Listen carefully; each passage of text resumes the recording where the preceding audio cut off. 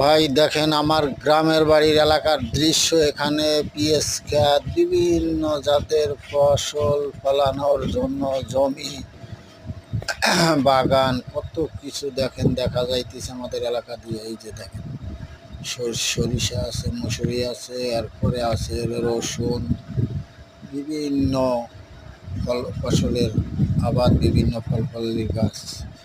এটা যদি আপনাদের ভালো লাগে তাহলে দয়া করে আমার ভিডিওটি সাবস্ক্রাইব করে দিবেন। নতুন নতুন আপনাদের ফসলীয় ভিডিও দেখাবো। ভিডিওটি ভালো লাগলে সবাই নতুন ভিডিও পাইতে দয়া করে ভিডিওটি সাবস্ক্রাইব করে দিবেন। ধন্যবাদ সবাইকে।